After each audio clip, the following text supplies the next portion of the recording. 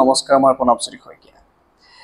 ইতিমধ্যে যেহেতু পঞ্চায়ত নিৰ্বাচনৰ ফলাফল ঘোষণা কৰাৰ পিছত বিভিন্ন পঞ্চায়তবিলাকত পঞ্চায়তৰ পৰা যিসকলে প্ৰতিদ্বন্দ্বিতা আগবঢ়াই নিৰ্বাচনত জয়ী হৈছিল তেওঁলোকৰ মাজৰ পৰা এবাৰ নতুন এটা পদ্ধতিৰ মাজেৰে পঞ্চায়তৰ যিগৰাকী সভাপতি বা সভানেত্ৰী ইতিমধ্যে তেওঁলোকে শপত গ্ৰহণ লৈ আছে। আমাৰ সৈতে এইখিনি মুহূৰ্তত আছে নাৰায়ণপুৰ গাঁও পঞ্চায়তৰ নৱনিৰ্বাচিত সভাপতি চিত্ৰৰঞ্জন বৰা। এটা কথা ক'ব লাগিব যে সকলোতকৈ কনিষ্ঠ বুলি ক'লেও ভুল কোৱা নহ'ব।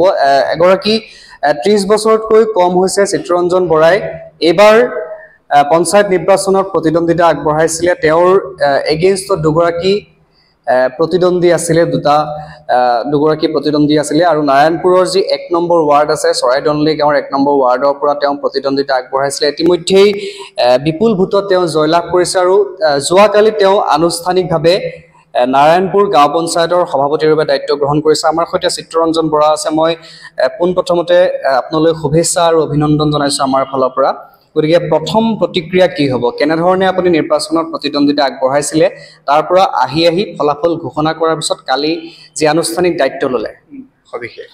মই 1 নং চৰাইদলি ৱাৰ্ডৰ পৰা দুগৰাকী মোৰ প্ৰতিদ্বন্দ্বী প্ৰাৰ্থী আছিল। মই 63টা ভোটৰ ব্যৱধানত জয়লাভ কৰিছিলোঁ। লগতে এইবাৰ পঞ্চায়ত নিৰ্বাচনত মই 6গৰাকী ৱাৰ্ড সদস্যৰ সমৰ্থন পাই নাৰায়ণপুৰ গাঁও পঞ্চায়তৰ সভাপতি ৰূপে দায়িত্ব লাভ কৰিছোঁ। এই দায়িত্ব লাভ কৰাৰ বাবে মই সমূহ চৰাইদলি ৱাৰ্ডৰ বাসিন্দা, লগতে নাৰায়ণপুৰ গাঁও পঞ্চায়তৰ সমূহ নিৰ্বাচিত ৱাৰ্ড সদস্য আৰু লগতে মই নাৰায়ণপুৰবাসী ৰাইজক ধন্যবাদ দিছোঁ। আগন্তুক 5 বছৰ মই প্ৰয়োজনীয়তাৰ ওপৰত গুৰুত্ব দি কাৰ্য সম্পাদন কৰিম বুলি প্ৰতিশ্ৰুতিবদ্ধ হৈছোঁ।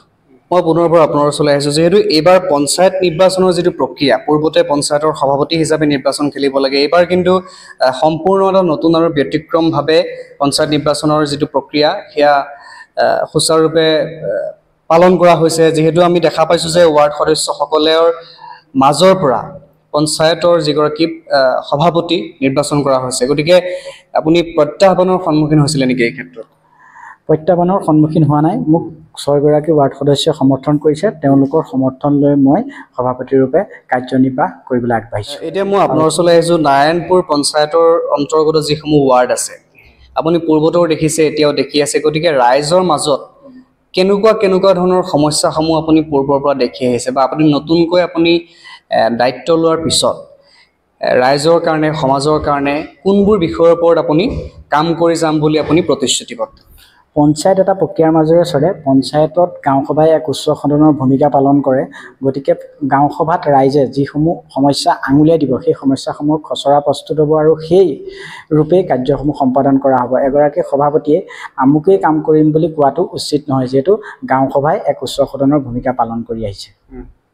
চিত্ৰৰঞ্জন বৰাই সকলোখিনি কথা উল্লেখ কৰিছে। মই পুনৰ আপোনাৰ ওচৰলৈ আহিছোঁ। যিহেতু পঞ্চায়তৰ সভাপতিৰ দায়িত্ব লোৱাৰ বাহিৰেও ৰাজনীতিক পথাৰখনৰ বাদ দি আমি যদি সামাজিক আৰু সাংস্কৃতিক এটা দায়বদ্ধতা আহি পৰে, গতিকে আপুনি যুৱক যুৱতীসকলৰ কাৰণেই হওক, আই মাতৃসকলৰ কাৰণেই হওক, দুখীয়া শ্ৰেণীৰ ৰাইজৰ কাৰণেই হওক, বিশেষকৈ সামাজিক ক্ষেত্ৰত বা অৰ্থনৈতিক ক্ষেত্ৰখনৰ কাৰণে বেলেগ ধৰণৰ কিবা নতুন পৰিকল্পনা কিবা মনত পুহি ৰাখিছে নেকি ৰাইজৰ কাৰণে? ময়ো এগৰাকী যুৱক।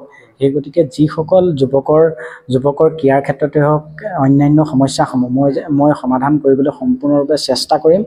লগতে অসম চৰকাৰৰ দ্বাৰা মহিলাসকলৰ বাবে যি ধৰণৰ আঁচনি আহে, সেই আঁচনিসমূহ যাতে উপযুক্ত মহিলাসকলে পায় তাৰ ওপৰত মই দৃষ্টি ৰাখিম। শেষত আপোনাক যিহেতু এই ৱাৰ্ডৰ লগতে নাৰায়ণপুৰ পঞ্চায়তৰ সমূহ ৰাইজে যি আপোনাক মৰম জনালে, আদৰ জনালে, ৰাইজৰ কাৰণে শেষত আপুনি কি ক'ব বিচাৰে? মই এটাই ক'ম যে মই এইবাৰ অসম চৰকাৰ পঞ্চায়ত আইন অনুসৰি এইবাৰ নিৰ্দলীয়ভাৱে পঞ্চায়ত গঠন হৈছে। গতিকে মই সকলো দলৰ, সকলো ধৰ্মৰ, সকলো জাতিৰ বাবেই মই কাম কৰি যাম। আমাৰ সৈতে এইখিনি মুহূৰ্তত ইয়াৰ স্থানীয় কেইগৰাকীমান ব্যক্তি আৰু মহিলা আছে। মই তেওঁলোকৰ সৈতেও কিছু চমুকৈ কথা পাতিবলৈ প্ৰয়াস কৰিম। মই আপোনাৰ ওচৰলৈ আহিছোঁ। যিহেতু নাৰায়ণপুৰ গাঁও পঞ্চায়তটো এটা যথেষ্ট ডাঙৰ বৃহৎ সংখ্যক ৰাইজ আছে। গতিকে এগৰাকী এইবাৰ আপোনালোকে খুব কম বয়সীয়া সভাপতি পাইছে। গতিকে কি ক'ব বিচাৰিব আপুনি? আচ্ছা, মই পোনপ্ৰথমে আপোনালোকৰ চেনেলটোলৈ মই শুভেচ্ছা আগবঢ়াইছোঁ। মই ক'বলৈ গ'লে হয়, আমাৰ পঞ্চায়তত এইবাৰ কনিষ্ঠতম সভাপতি হিচাপে নিৰ্বাচিত হৈছে আৰু বৰ্তমান এইবাৰ চৰকাৰখনে যিটো পদ্ধতিত সদস্য মনোনীত কৰাইছে, সেই হিচাপত এওঁক মই এটাই পৰামৰ্শ দিম, এওঁ কোনো দলীয় মনোভাৱ নাৰাখি সমাজত বা গাঁৱত যিখিনি প্ৰয়োজনীয় ওপৰত গুৰুত্ব দি তেওঁ যাতে সুচাৰুৰূপে কাম কৰি যায় তাৰ বাবে মই তেওঁক মানে পৰামৰ্শ আগবঢ়াম। লগতে এগৰাকী মহিলা আছে, মই আপোনাৰ ওচৰলৈ আহিছোঁ। যিহেতু এগৰাকী ইতিমধ্যে আনুষ্ঠানিকভাৱে দায়িত্ব গ্ৰহণ কৰিছে চিত্তৰঞ্জন বৰাই, এগৰাকী শুভাকাংক্ষী হিচাপে কি ক'ব বিচাৰিব?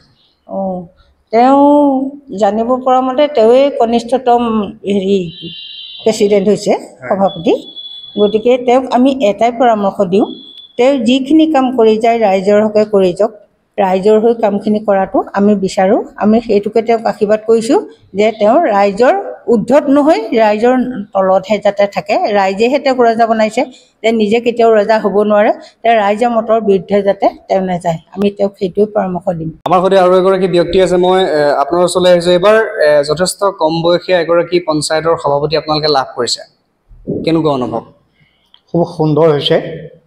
আমি সঁচাকৈ অন্তৰৰ পৰা আমি আশীৰ্বাদ কৰিছোঁ তেওঁ ভৱিষ্যত এই কাৰ্যকালকেইটা যাতে খুব সুন্দৰকৈ পৰিচালনা কৰি যাব পাৰে, আৰু বিশেষকৈ তেওঁ মনৰ ভাৱটো একে পবিত্ৰ, মনৰ ভাৱটো খুব সুন্দৰ একেবাৰে পবিত্ৰ হিচাপে তেওঁ আগবঢ়াৰ কাৰণে ভগৱন্তই কৃপা কৰিছে আৰু তেওঁ আগবাঢ়িব পাৰিছে। ইতিমধ্যে ৰাইজৰ যিখিনি কৰ্ম সেইখিনি ভৱিষ্যত ল'বহে হাতত। গতিকে তেওঁ আমি ভাবিছোঁ নিস্বাৰ্থভাৱে তেওঁ সুন্দৰকৈ চলাই যাব বুলি ভাবি আমি তেওঁক ভৱিষ্যত উজ্জ্বল কামনা কৰি আমাৰ মন্তব্য।